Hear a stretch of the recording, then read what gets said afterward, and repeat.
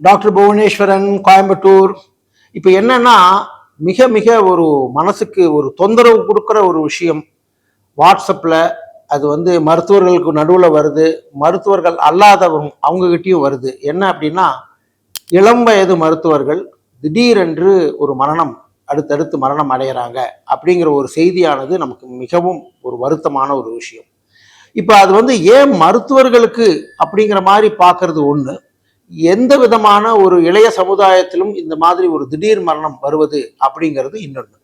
இப்போ இதில் நான் ஒரு மருத்துவனுக்கு அப்படின்னு சொல்றது முக்கியமாக நான் என்ன சொல்ல வரேன்னா, பொதுவாக இந்த இளைய மருத்துவர்கள் என்னன்னா, சாதிக்க வேண்டும்ங்கிற ஒரு வெறியில பல மணி நேரம் விடாமல் உழைப்பது, அளவான தூக்கம் இல்லாமல் இருப்பது, மிக மிக அதிகமாக அவர்களுடைய தேவைக்கு அதிகமாக கடன்களை வாங்கி பொருளாதார ரீதியாக இருப்பது, வாழ்க்கையில் எதையாவது சாதித்து விட வேண்டும் என்று ஒரு என்ன சொல்வது, ஒரு ஏணி மாதிரி இல்லாமல் ராக்கெட் வேகத்தில் போகணும்னு சொல்லிட்டு போகிறது. இந்த மாதிரி இருக்கும் பொழுது அவர்களுடைய மன உளைச்சல் காரணமாகவும் அவர்களுடைய உடல்நலத்தை சரியாக பராமரிக்க தவறுவதனாலும் வேறு விதமான பழக்க வழக்கங்கள் காரணமாகவும் அவர்களுடைய இருதயத்தின் இரத்த ஓட்டத்தில் அடைப்புவாகி அதை திடீரென்று வரக்கூடிய சடன் கார்டியாக் டெத் என்று சொல்லக்கூடிய திடீர் மாரடைப்பு அப்படிங்கிற மாதிரி ஒரு பிரச்சனைகள்ல சிக்கிறாங்க.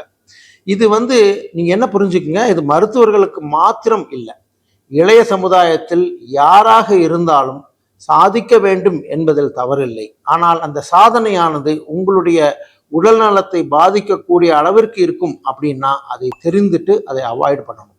புரிஞ்சுட்டீங்களா? அதனால யாராக இருந்தாலும் முக்கியமாக அளவான உணவு, அளவான உடற்பயிற்சி, அளவான வேலை, அளவான அமைதியான தூக்கம், இது எல்லாம் இருந்தால் தான், ஒரு சரிவிகிதமாக இருந்தால்தான் அவர்கள் இந்த மாதிரி ஒரு திடீர் மரணம் என்கின்ற ஒரு பிரச்சனையில் சிக்காம தப்பிக்க முடியும். புரிஞ்சுட்டீங்களா? சுவர் இருந்தால் தான் சித்திரம் வரைய முடியும். அதனால சுவராகிய உங்களுடைய உடல் நலத்தை, இருதய நலத்தை கண்டிப்பாக நீங்கள் பேணி காப்பாற்ற வேண்டும். பண்ணுவீங்களா? வாழ்க வளமுடன்.